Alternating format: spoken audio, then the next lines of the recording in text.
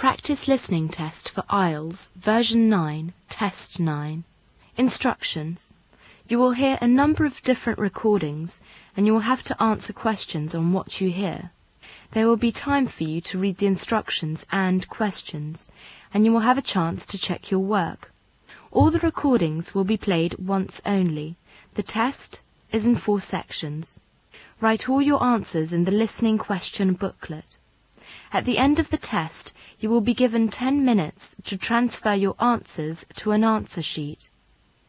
Now turn to Section 1. Section 1. You are going to hear a talk by the course director. Look at questions 1 to 9.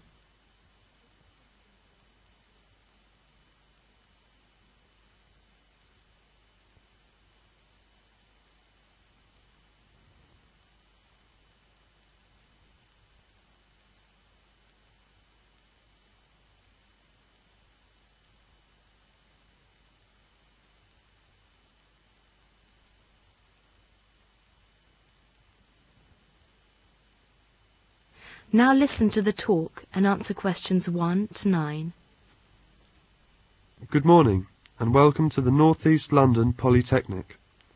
The North East London Polytechnic, which we often call is an NELP for short, is one of the 30 polytechnics in England and Wales.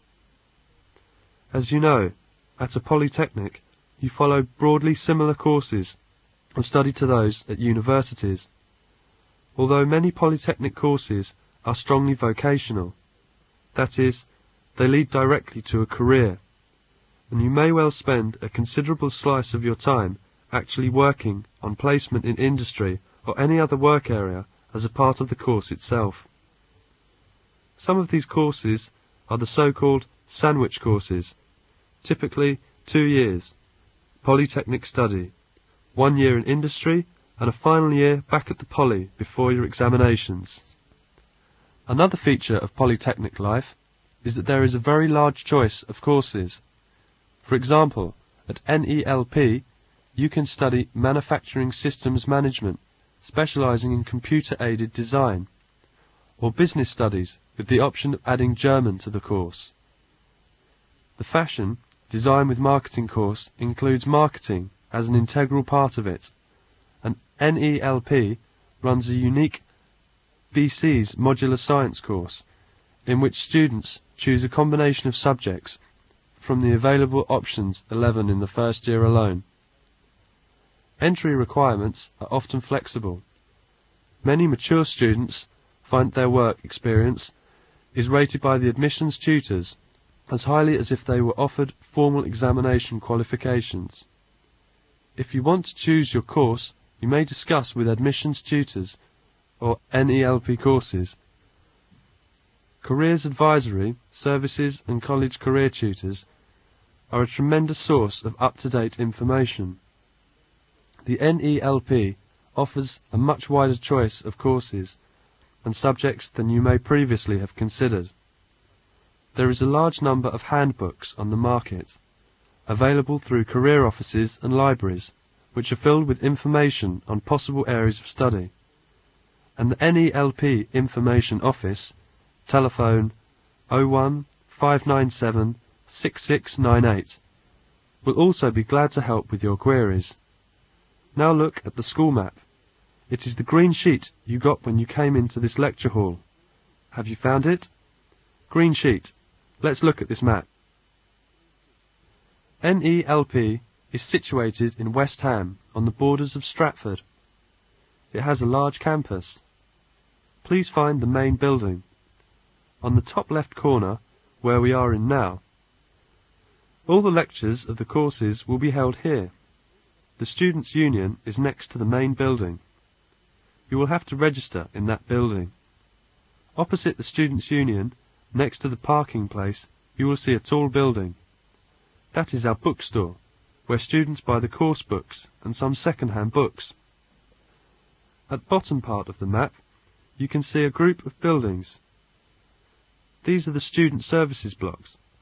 You will find the students' dining hall and the students' accommodation there. NELP Library is located in a modern building adjacent to the bookstore. You will get your library card after your registration with your student ID card.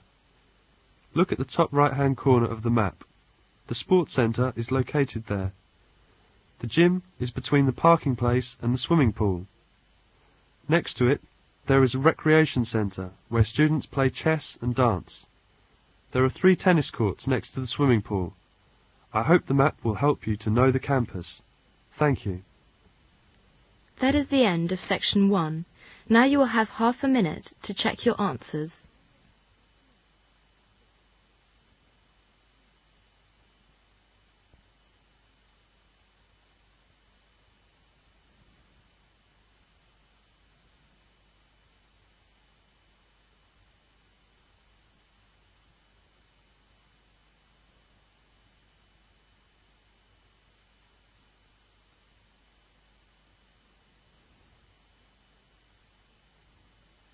Now turn to section 2.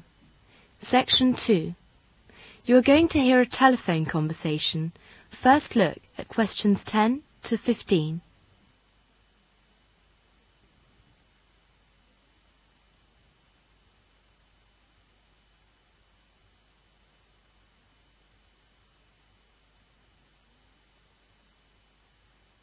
Now listen to the conversation and complete the message.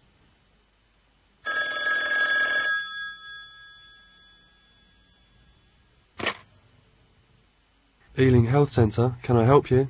Oh, good morning. I'd like to make an appointment for Mr. Dan Gosnell today or tomorrow. He needs a cholera jab.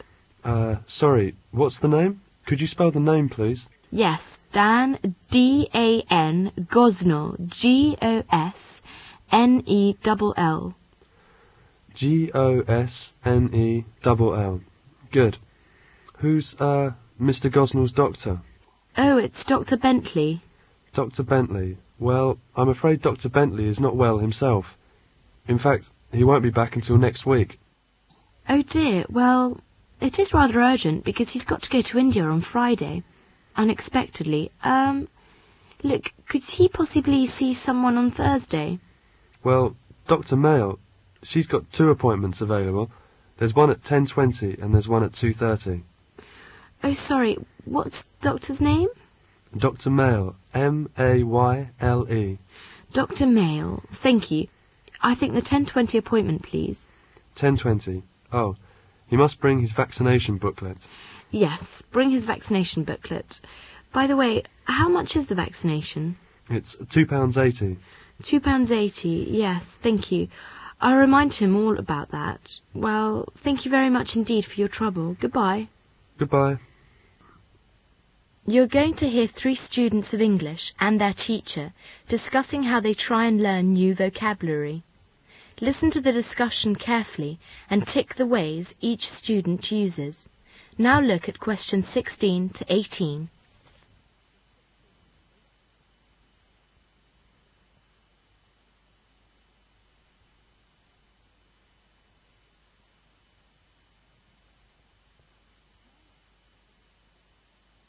Now listen to the discussion and answer questions 16 to 18. Well, would you like to tell me something about the way you study new words while you're learning English? You first, Monica. How do you learn new vocabulary? I learn a lot of new words by reading newspapers. I look up each new word in my dictionary. I see. Eric, how do you learn new words? Well, I like reading newspapers too, but I don't use a dictionary. I can usually guess the meaning of new words. I also read sport magazines because I'm interested in sports and I can guess what the new words mean. Yes, I think that's a very good way to learn new vocabulary. What about you, Susan? It's different for me. I learn new words from TV and films. I try to figure out the word from the pronunciation. Then I look it up in a dictionary or ask my husband to explain. You are lucky.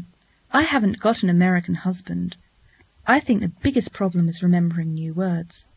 I know I should keep a vocabulary book, but I'm too lazy, so I don't. Well, I keep vocabulary cards, and I write each word with its translation. Oh, I think it's better to write the word in an English sentence. That's what I do in my vocabulary book. And sometimes I group together all the words related to one topic, such as football or camping. That's That's a good idea. I used to try and learn 10 words each day, but that didn't work. No, it didn't work for me either. You can't remember the words if you don't use them. I do a lot of crossword puzzles, and that helps me. I try and use new words when I talk to people or write to them. Well, it's quite an interesting discussion. Now let's talk about... That is the end of section 2. You will now have half a minute to check your answers.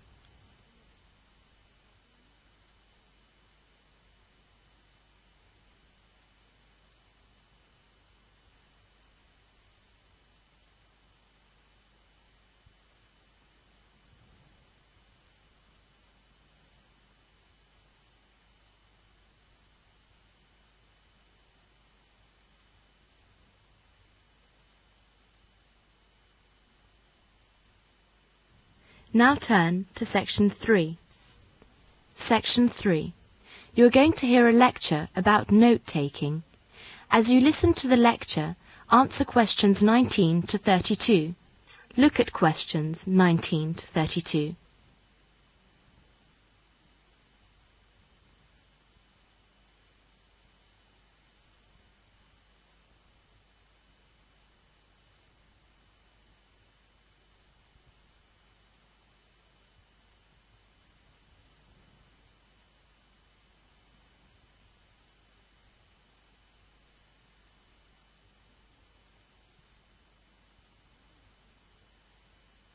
Now listen to the lecture and answer questions 19 to 32.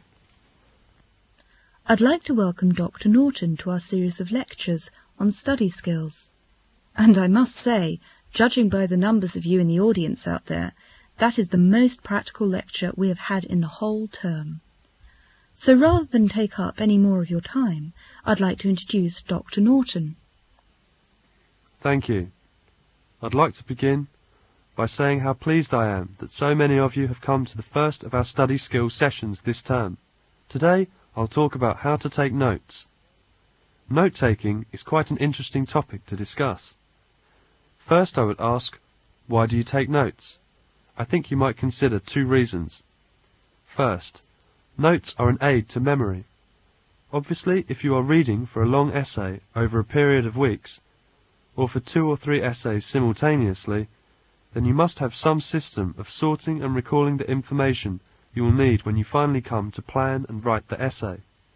Second, your notes provide the raw material on which your mind must work in relation to your set essay topic, and you will need certain types of information, such as facts, figures, and direct quotations. They must be available quickly and accurately. When you take notes, the process of doing it helps you to summarize ideas and arguments, select points relevant to your purpose, and finally understand and interpret the original source. So note-taking is an important stage in developing your understanding of your topic. Your notes will provide the basis for your thinking and the materials for your essay. You may ask, when do you take notes? It really depends on your own purpose and the stage of reading you have reached. In your early stages of reading, when you are skimming material of a general nature, you will probably not want to make any notes at all, until after you have finished your skimming and have got a feel for the subject. Then you may find it useful to go back and make notes on the points or sections within the general survey which seemed important to you. At a later stage of reading, when you can recognize to underline key points or make marginal notes, you will probably want to do this with essential source materials or original texts, which you must study in detail and refer to constantly. Now we come to the question, what do you note, and how much do you take notes from reading? We often consider the following 3 ways. First, what is the writer's intention in the passage? You know the writer has selected and structured his material to suit his intentions, but these are unlikely to be precisely the same focus as your essay topic. Therefore, while recognizing the writer's own purpose, you must sift his information and ideas according to your own interests. The same holds true for lectures and tutorials. And then, the discipline in which you are working. In disciplines in which you are working with original sources, for example, history or literature, you will have to include many direct quotations in your notes, as you will want to include some of these quotations in your essay. You must copy them with absolute accuracy. You must remember to attribute the work to the original writer too. In other disciplines, you will more often summarize passages in your own words. The last is your own purpose in relation to your essay topic. If your purpose is clear, you can select and record relevant material in as much detail as you want. Some students insist that they prefer always to take detailed notes because it's all so interesting, or it may come in handy later, or the book is the standard text and so it's worthwhile spending time on it. Well, maybe, but in practical terms you seldom have time. Now, I'll deal with our last question. How do you take notes? There are 3 general principles that apply to all methods of complying notes. 1. Clear identification. Your notes must be clearly headed with all the bibliographical details you may later need. When you want to use these materials in your essay, in practice this means you must record the author, title, place of publication, publisher, and edition and date. And next to each key point or direct quotation, you must note the exact page reference. 2. Flexible system. You should record your notes in such a way that it is easy to rearrange them for the purpose of your essay. Notes made on loose-leaf paper and cards have the advantage that they can be shuffled, combined and recognised in the planning and writing stages of your essay. 3. Room for comment. Wide margins are useful. As you build up your materials, you will find you want to add cross-references to other sources. You may also want to include your own comments or reactions to the text, or just indicate that a certain point may be crucial to your essay. That is the end of section 3. You now have half a minute to check your answers.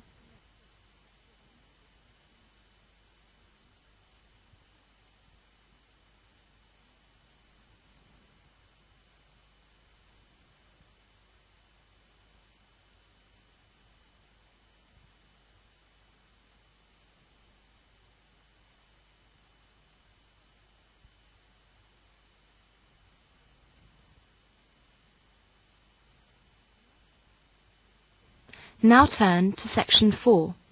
Section 4. You are going to hear a conversation between 2 mothers. They are discussing their problems of raising children. One mum is very conservative and the other one is very liberal. Look at questions 33 to 41.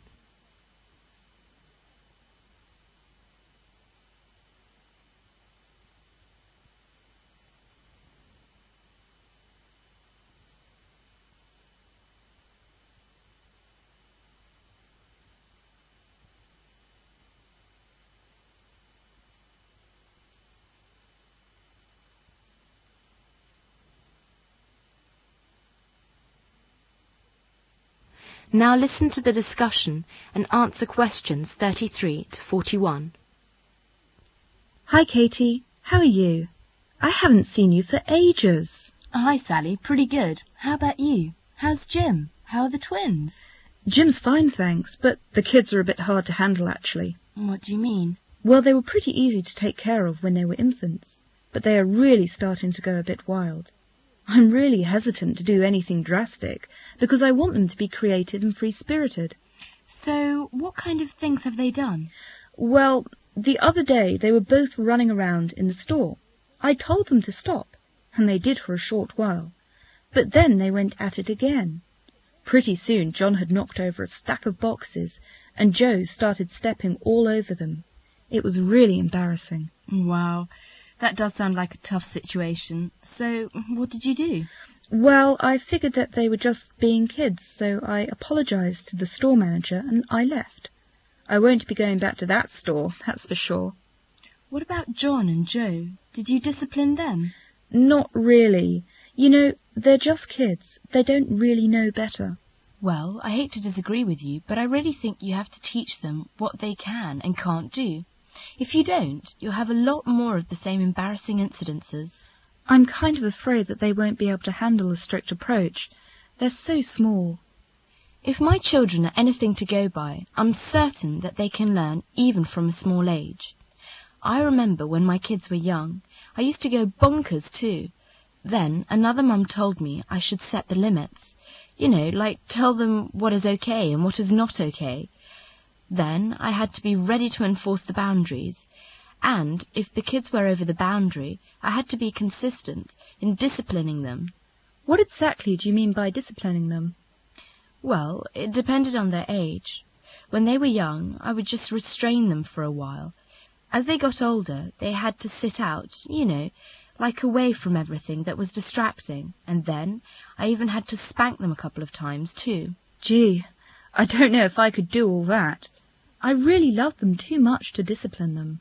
Well, I sort of thought of it as this. I love them so much that I have to sometimes do the hard thing. I mean, it's no fun to discipline your child, but I know it will teach them the right way to behave in the future, so it's actually for their own good. Yeah, I can sort of see what you mean, but doesn't that stifle their creativity?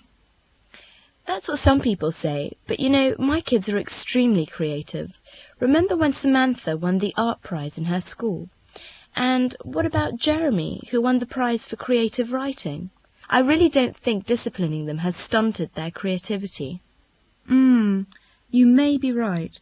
It sure is a tough thing to do, though. It must break your heart when you have to spank them. Yeah, that was one of the hardest things I ever had to do in my life. But after I spanked them once or twice, they really stopped disobeying me. It was pretty incredible. Oh, but, you know, when you spank them, you really need to sit down and talk with them first and make sure they understand why you're spanking them. Also, they need to know that you still love them very much. And after the spanking is over, we always hug and kiss. Well, that's interesting. It certainly is food for thought. I'll talk it over with my husband tonight. Maybe we'll have to change our approach to parenting. Good luck. It's really a tough job, but it's amazingly rewarding too. Thanks a lot for your advice. Please say hi to your kids and David for me. Okay, and say hi to Jim and John and Joe for me. I will. Take care. See you later. Bye. That is the end of section 4. You now have half a minute to check your answers.